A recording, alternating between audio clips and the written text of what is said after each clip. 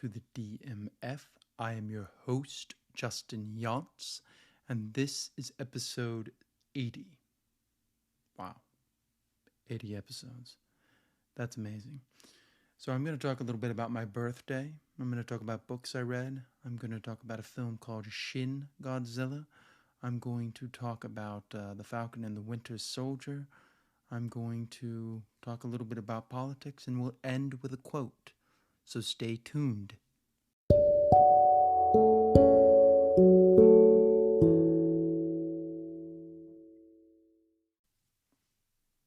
So, it was my birthday this weekend. That's why this is a little late. Also, WrestleMania came out and just been inundated with all these different events that I've had to cover and watch and review and think about how to put it into the show. So, it's been an interesting weekend. It started off with Friday. I went to the Palm with my parents and my brother, and that was nice. Probably ate too much. I had a ribeye. I had lobster bisque. I had Caesar salad. I had crab cakes. Yeah, this was a lot of food. Bread. Hey, what can I do? It's my birthday. I gotta have some.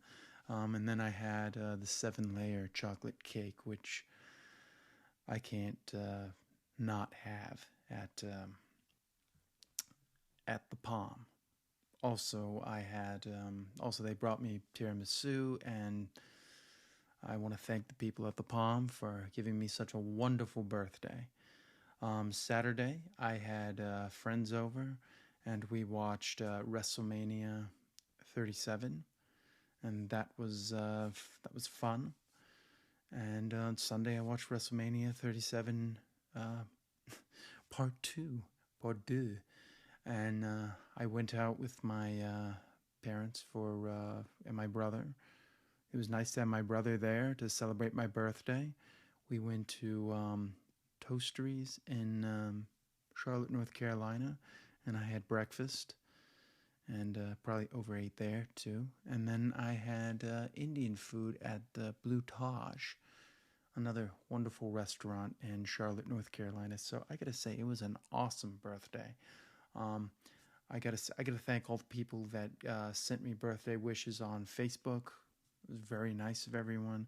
The people who sent me good well wishes on Instagram, that was nice. It was just wonderful things coming from so many people, and I really appreciate it. And I just want to say thank you. Thank you for giving me a wonderful birthday. Yeah, it was just a nice time with family.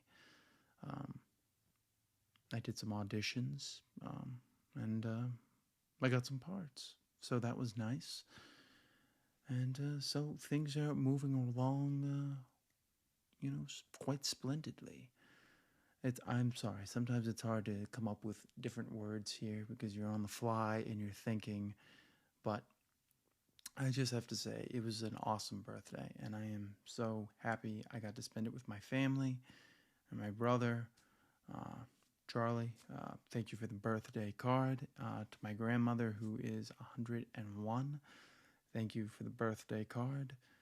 Thank you to everyone who sent birthday wishes. Okay, now we'll get off my birthday and let's talk a little bit about some of the books I read this week. I started doing Jim Quick's speed reading course, and I gotta say, I've learned a lot that I didn't know about from reading the other books, and it's actually helped improve things. So I would recommend Jim Quick's speed reading. The book I've been reading this week has been Madeleine L'Engle's A Wrinkle in Time, and it's an interesting book. It's very well written. I haven't quite finished it yet, but it's a very interesting book about, it goes into a lot of things that I didn't expect it to go into. I'll probably do a full review on that later, so I don't really want to go too in-depth about it. But, yeah, it just kind of goes into a lot of stuff about, metaphysical things that I wasn't expecting. As you know, I'm a big metaphysical person. I believe in so many different things. But yes, this is an interesting book. The other book I read this week was, and I'm going to read the full title because I can't remember it. Let's see. The full title is The Course in Miracles Experiment, a starter kit for rewiring your mind and therefore the world by Pam Grout. Now, I love all of Pam Grout's books. E.M. E Cubed, I've read. E Squared, Think and Grow Rich, A 30-Day Experiment. I just love her books. I love the way she writes. She simplifies very complex things that you just wouldn't think could be explained in such layman's terms. So that's what I have for that. And when we come back, I'm going to talk about one of the birthday presents my brother got me. So stay tuned.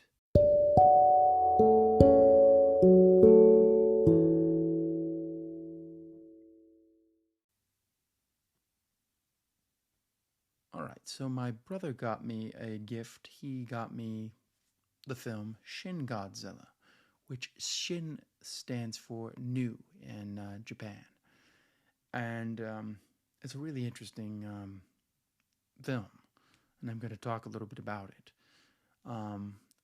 It was funny when we bought the movie, he bought me the English translation, and we're pretty, purist, so we wanted to listen to the original track. So then I ended up renting the Japanese version so that we could listen to, so we'd have the subtitles. And this is a really interesting film.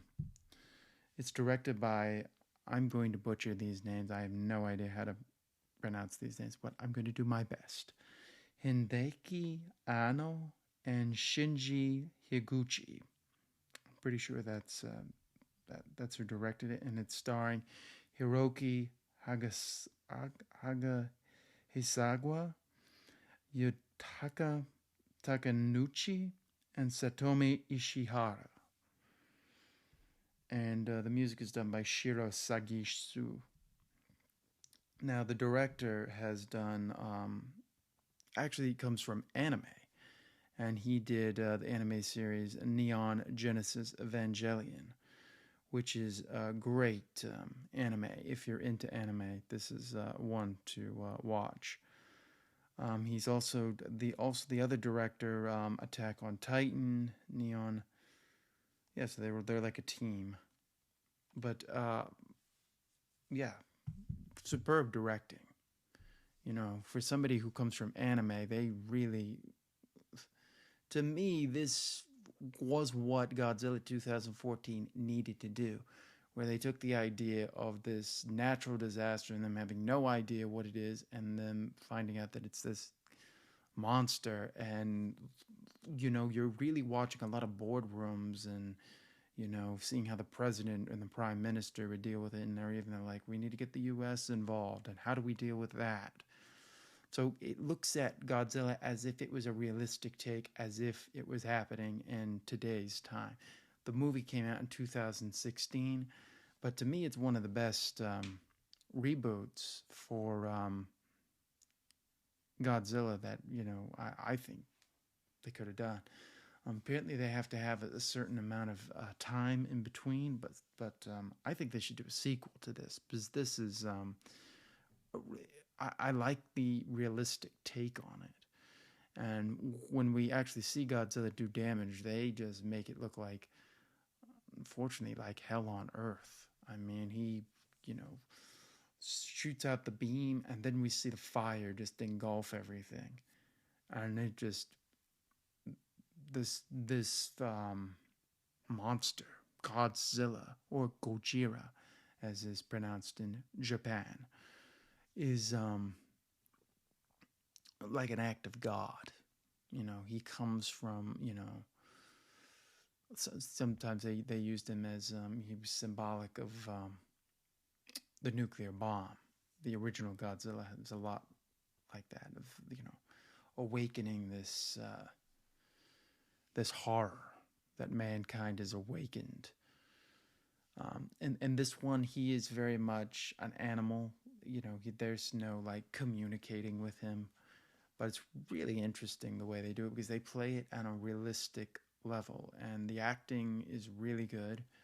I thought some of the acting was better than Kong versus Godzilla, or Godzilla versus Kong, which I talked about last week. And I'm very impressed. I think this is one of the best takes on Godzilla I've seen. Because Godzilla can be, it can be hard to do this, and the approach of this like a real world event, like it's like there's all these natural disasters, like how do we deal with it, and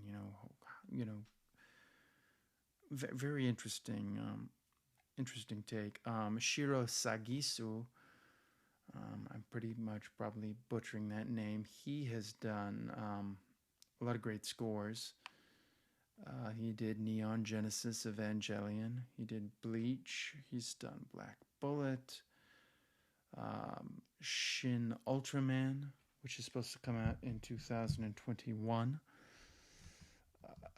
which would also, I guess, stand for New Ultraman. I won't bore you in the details on Ultraman. He's another character from the Japan lore.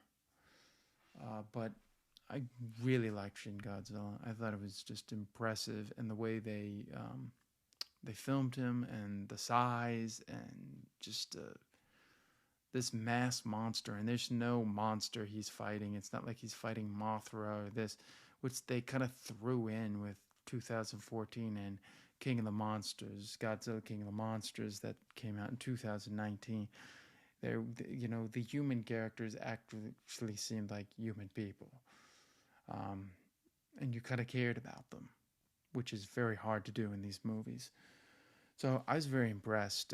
If you get a chance to watch Shin Godzilla, I recommend watching it. If you want something that is almost like a successor to the original Gojira Godzilla, this is the film to watch. And very impressed, and I can't recommend it enough. And yeah, check it out. If you want a realistic Godzilla, this is it. 2014 tried. It did not succeed. This succeeded. This is good. It's not that long. It's a 2-hour film. Perfect length. Perfect way to tell a story. Watch it. And when we come back, I'm going to talk about Falcon and the Winter Soldier.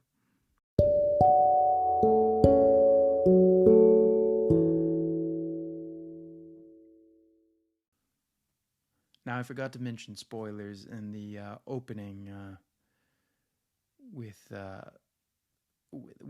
thing. Although I wouldn't consider Shin Godzilla those spoilers, because I didn't really go into specific plot details or anything like that. I mentioned very vague things. It was very brief, so there's no spoilers in Shin Godzilla. But with Falcon and Winter Soldier, there will be spoilers. So, that's your warning. But first, let me just talk a little bit about it. It's a really good episode. Really well thought out. Really pulls the story through. I think I say that every week, but I don't know what else to say. It's really good. So, that's your warning. Spoilers. Now I'm going into spoilers. Okay. So, let's talk a little bit about this episode, because this was an interesting episode.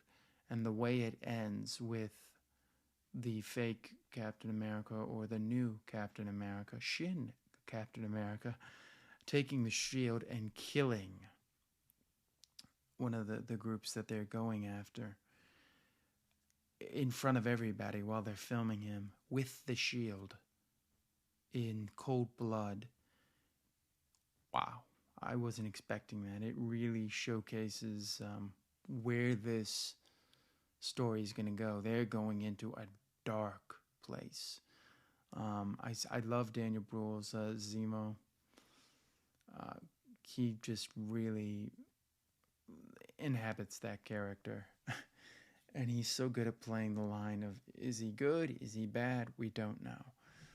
In this one, we were left off with the Wakanda. Well, the Wakandans came and, they wanted Zemo, and, they fought him, and Zemo disappeared, and they're trying to find him. The new Captain America finds them along with his friend. They fight, they have a big battle. Eventually, though, the new Captain America's friend is killed, and that's what sets him off to kill this guy in cold blood. And we kind of sense that they show us kind of a flashback here that Captain America, the new Captain America, has been injected with this super serum, the super soldier serum, and that has caused him to kind of have problems, and he doesn't know. He's not quite sure of what they've put in him. And it seems like he can't really take it. And there's a line that Zemo says to him. He says, well, there's only one Steve Rogers, showing how pure he was. And it's true. There's only one pure person. Remember, he could lift up Mjolnir. No one else could, other than Thor, because he's pure of heart. And they don't really have... This new Captain America is not pure of heart. Steve Rogers never would have killed somebody with the shield. No matter how bad it gets, he would never do that. So we've got that contrast. But the thing is, the whole world saw this now. Seeing this new Captain America do something in cold blood. How are they going to deal with it? That's what I'm very intrigued to find out. But, so Zemo is disappeared. I think they're going to try and find him, but we've got, Captain America, and was it the bad girl called Falcon's sister and kind of threatened her in some ways. And said she kind of wants to trust him. So all the characters in this are like shades of gray in some ways, except for like Falcon and Winter Soldier. They seem to be, true. But yeah, Captain America. Bad. What are they? I don't know. Are they going to go down the dark Captain America storyline, which I assume that's kind of where we're going. I've got to imagine this ends with Falcon becoming the new Captain America, but I don't know. I don't know if that's where they're going yet. But this was such an intriguing episode, really well filmed. It doesn't feel like green screen. It harkens back to Captain America, Winter Soldier, which to me is one of the best in the MCU and really raised the bar of what the MCU could be. And it's funny, I didn't even like the Winter Soldier at first, and it grew on me, and now it's just, wow. But this is, I'm really enjoying this series, and I can't wait for Loki. So when we come back, I'm going to talk a little politics.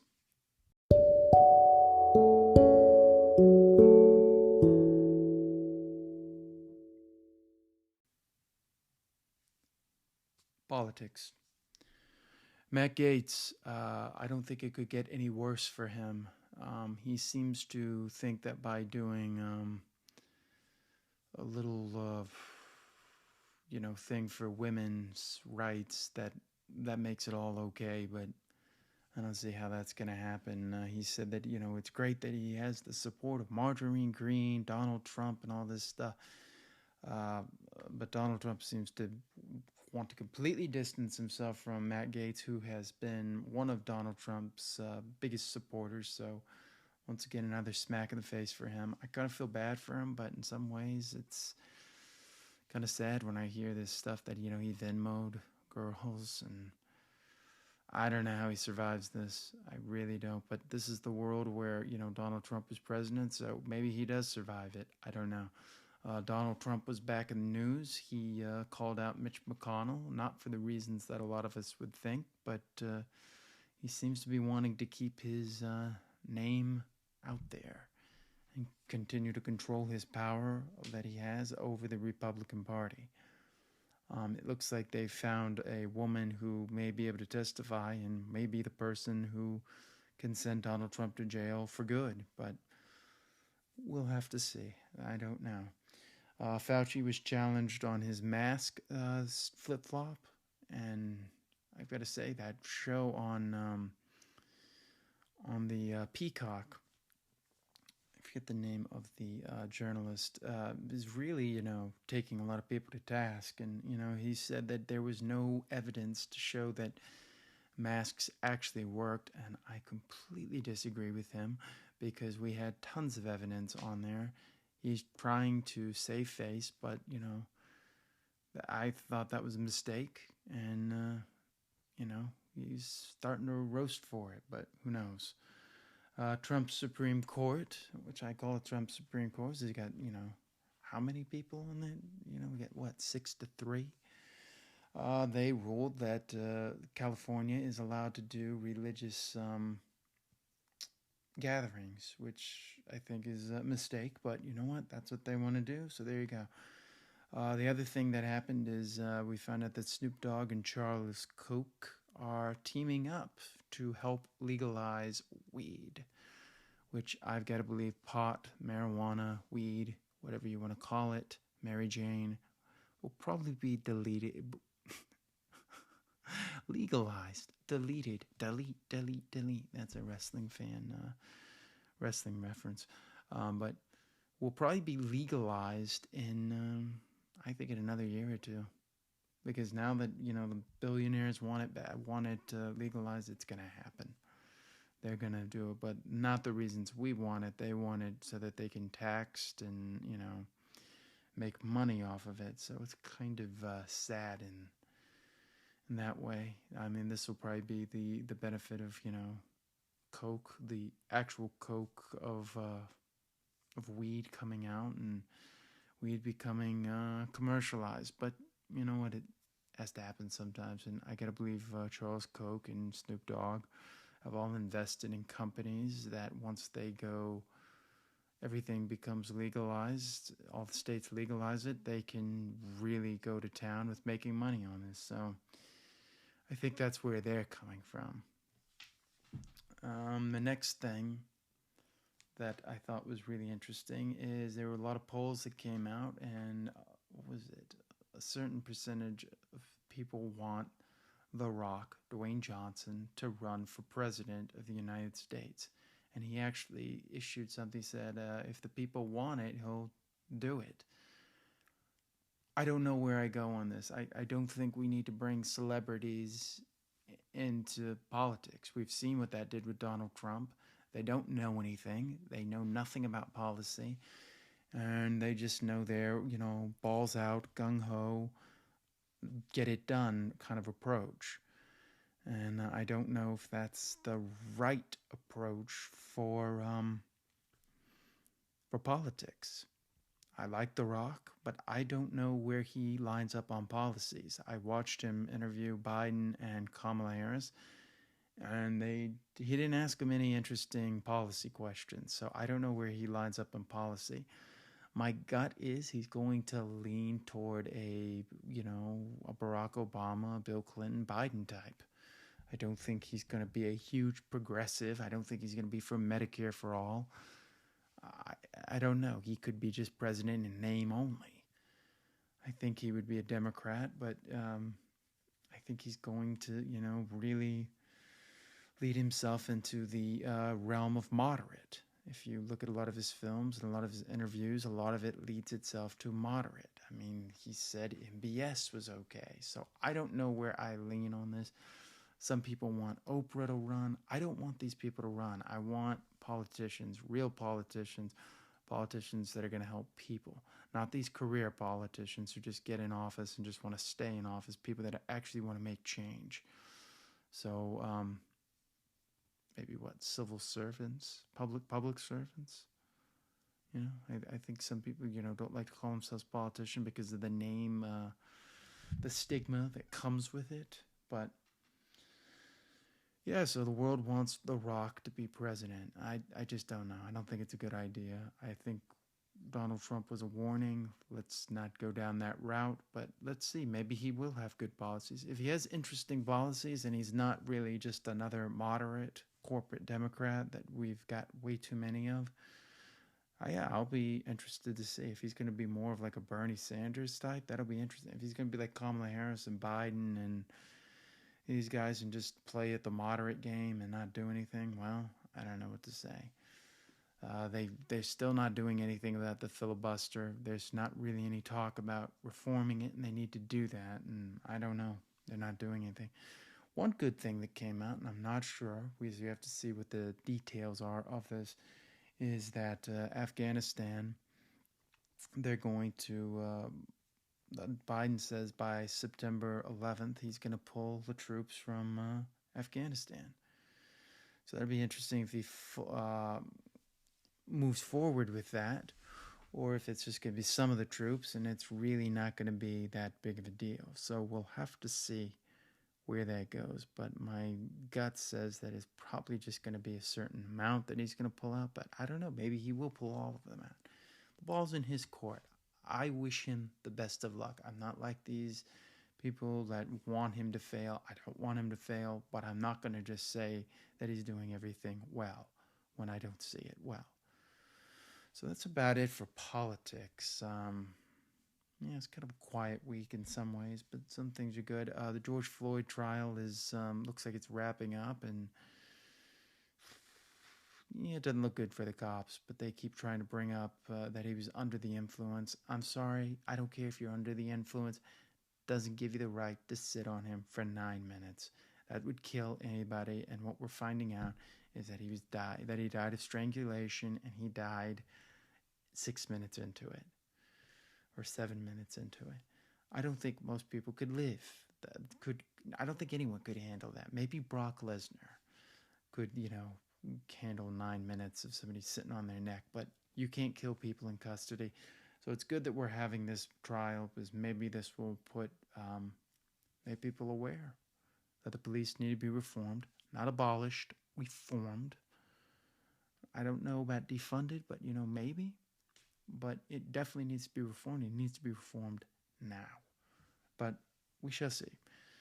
So I leave you with a quote: "Live your best life." I don't know if that comes from anything. I kind of just thought of it and I liked it, and I said I'm going to say it.